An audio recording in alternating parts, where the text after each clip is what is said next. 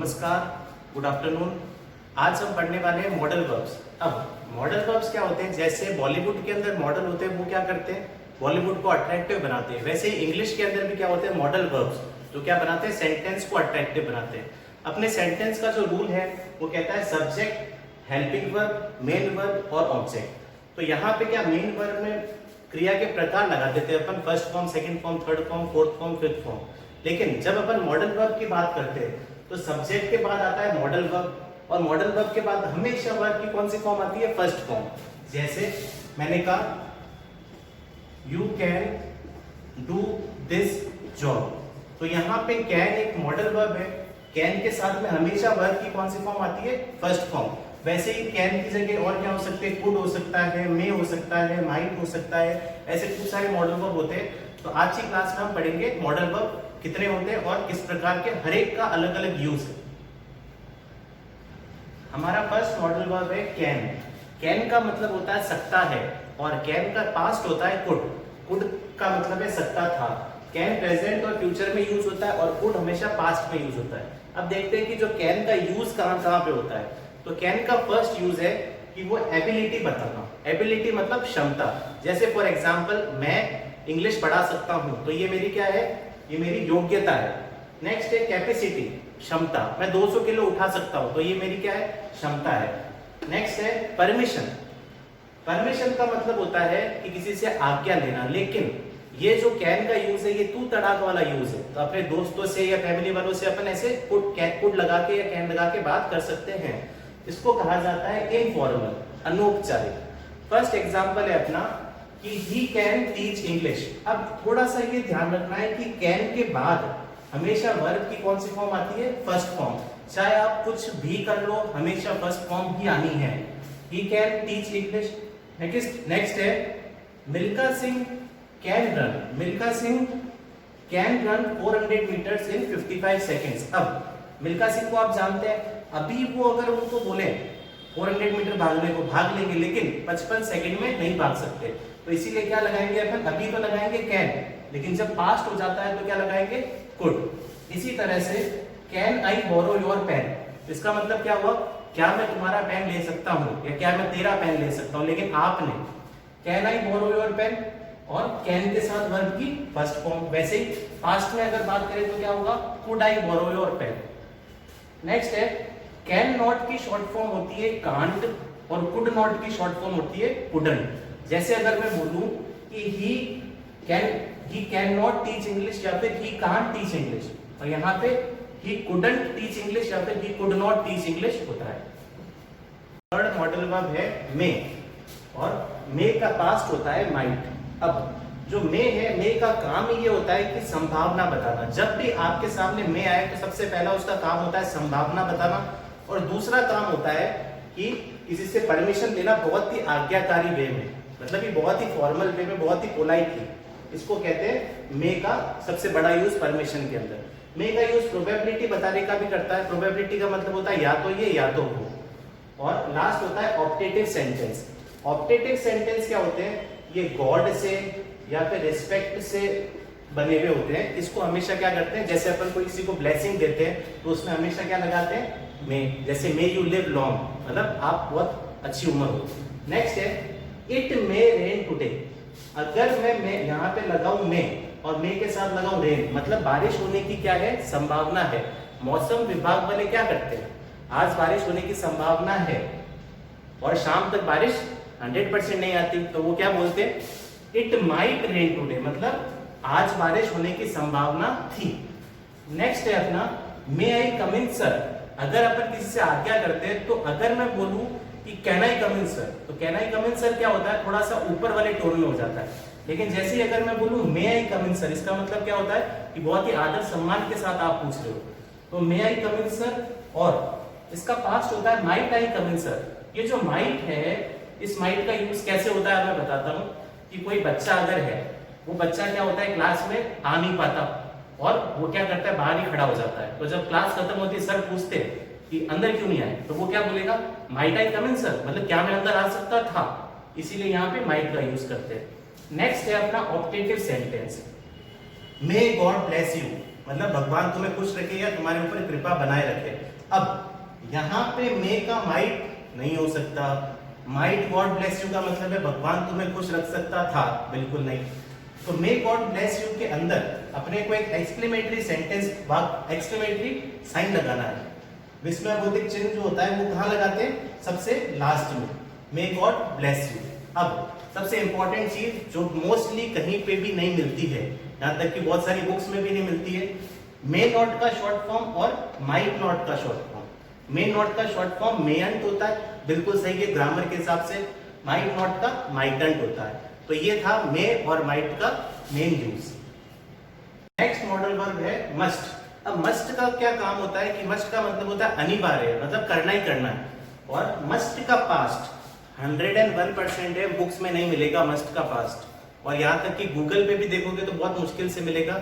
लेकिन UK English और US English से जोड़ के मैंने ये पता किया है कि मस्ट का पास्ट भी होता है, और मस्ट का पास्ट होता है हेड टू। और उसका तरीका भी कैसे होता है वो भी मैं आपको बताऊंगा, ठीक है।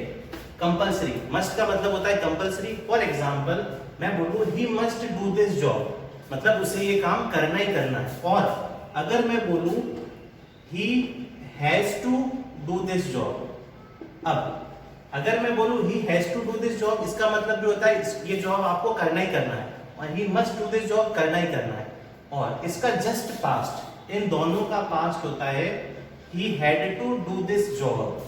अब क्योंकि हैज का पास्ट होता है हैड, तो इसीलिए यहाँ पे क्या हो जाएगा, हैज टू का had to. He had to do this job मतलब उसे ये काम करना ही करना था। नेक्स्ट है आई मस्ट लर्न इंग्लिश, मतलब मुझे इंग्लिश सीखनी है और कोई चॉइस नहीं है। इसका पास्ट क्या हो गया, he had to learn English, मतलब मुझे इंग्लिश सीखनी थी बट मैं सीख नहीं पाया। नेक्स्ट मॉडल वर्ब है विल। विल का मतलब क्या होता है, विल और शैल जो है ये हमेशा क्या होते हैं, फ्यूचर के हेल्पिंग वर्ब्स होते हैं। अब ये क्या है, मॉडल वर्ब्स में भी आते हैं। तो विल और शैल का मेन यूज है कि विल का मतलब होता है श्योर, मतलब पक्का पक्का, और शैल का मतलब होता है शायद। अगर मैं बोलूं कि मैं पक्का पार्टी में आऊंगा तो मैं क्या बोलूंगा, I will come to the party. लेकिन अगर मेरा शायद हुआ तो मैं क्या बोलूंगा कि आई शैल कम टू द पार्टी। अब इसमें बहुत सारे लोग ऐसे कहते हैं कि आई और वी के साथ शैल लगता है, बट ये क्या है, इंडियन टेक्स्ट बुक में पहले था, अब क्या है पूरा चेंज हो चुका है। अब क्या है, कंफ्यूजन से बचने के लिए हम हर जगह लगाएंगे विल। फ्यूचर टेंस में हमेशा क्या लगाएंगे, विल। लेकिन शैल तभी लगाएंगे जब अपना को पता हो कि नॉट श्योर हो या फिर शायद हो। तो शैल का मतलब आज से क्या होता है, शायद। अब विल का पास्ट होता है वुड, शैल का पास्ट होता है शुड। ऐसा सिर्फ कहते हैं, मॉडल वर्ब में कोई पास्ट नहीं होता। विल का पास्ट विल वुड होता है, बट वुड का मतलब भी क्या होता है, इमेजिनेशन, मतलब कल्पना करना। और शैल का पास्ट शुड हो सकता है, लेकिन शुड का मतलब होता है कि अपन किसी को कोई एडवाइस दे रहे हैं। तो अब एग्जांपल से समझते हैं कि I will go to coaching. तो यहाँ पे विल क्या है, मतलब मैं पक्का कोचिंग जाऊंगा। फिर से विल के साथ कौन सी फॉर्म आई, वर्ब की first form. I shall go to coaching, तो शैल के साथ भी क्या आया, go. But I shall go to coaching का मतलब मैं शायद कोचिंग जाऊंगा, पक्का नहीं है, ठीक है। जैसे मोदी जी अभी क्या बोलेंगे कि लॉकडाउन शैल एक्सटेंड, मतलब क्या है, शायद। विल नहीं, विल बोल दिया इसका मतलब पक्का एक्सटेंड होगा। I would become a PM, अब यहाँ पे मैंने क्या लगाया, वुड।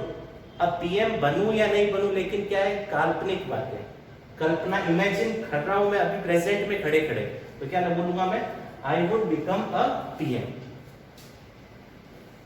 और विल नॉट की शॉर्ट फॉर्म, इंग्लिश का बहुत बड़ा एक्सेप्शन, एक्सेप्शन का मतलब अपवाद। विल नॉट की शॉर्ट फॉर्म हमेशा क्या होती है, वोंट होती है, विलेंट नहीं होती। शैल नॉट की भी अपन बहुत सारे लोग, मोस्टली जितने भी, चाहे इंग्लिश मीडियम हो, चाहे हिंदी मीडियम हो, चाहे सीबीएसई हो, चाहे आरबीएसई हो, चाहे कॉलेज स्टूडेंट भी हो, शैल नॉट की शैलेंट नहीं होती, शैल नॉट की होती है शेंट। और वुड नॉट की तो अपन को पता ही है, वुड नॉट की होती है वुडन। मॉडल वर्ब है शुड। जैसा कि आपको पता है, शुड का काम होता है एडवाइस, मतलब सलाह देना। कभी भी कोई अपन को सलाह देते हैं, जैसे फॉर एग्जांपल बहुत ही सारे अपने रिलेटिव्स होते हैं, वो अपन को क्या बोलते हैं, सलाह दे देते हैं कुछ भी, कि जैसे कि आपको क्या करना चाहिए, आपको एयरफोर्स चले जाना चाहिए, अरे आपको पटवारी की तैयारी करनी चाहिए। तो ये सारे के सारे किसमें आते हैं, शुड। फ्री की एडवाइस मतलब शुड। नेक्स्ट है अपना ought to। ought to का मतलब भी क्या होता है, सलाह ही होता है, एडवाइस ही होता है, बट इसका मतलब क्या होता है, नैतिक कार्य में, राष्ट्रवाद में, या फिर अपन किसी को क्या करते हैं, रिस्पेक्ट देते हैं। Example, we should respect our parents. अब अपने रिस्पेक्ट करना ही चाहिए, तो ये तो शुड लगा सकते हैं, बिल्कुल सही है। अब we ought to respect our parents, ये भी बिल्कुल सही है, क्योंकि ये क्या है, एकदम मॉरल है आपका। अब ought to क्या होता है कि यूज बंद हो चुका है, जो यूके इंग्लिश वाले हैं उन्होंने ought to का यूज क्या कर दिया, बंद कर दिया, बट अपने इंडिया में चलती है, और ought to कंपटीशन एग्जाम्स में जो है मेन बहुत ही हॉट टॉपिक है ये। नेक्स्ट है he should join air force. अब ये आ गया यहाँ पे should का मतलब भी क्या होता है, सलाह देना। नेक्स्ट मॉडल वर्ब है used to।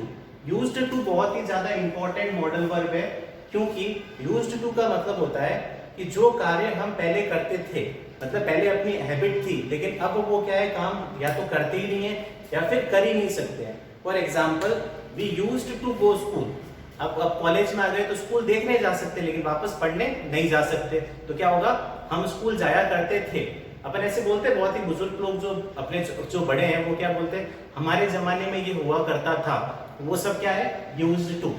Example, Milkha Singh used to run 400 metres in 55 seconds. अब चाहे कुछ भी हो जाए 55 सेकेंड्स में तो नहीं भाग सकते, तो क्या बोलते, भागा करते थे। नेक्स्ट है we used to buy Maruti 800।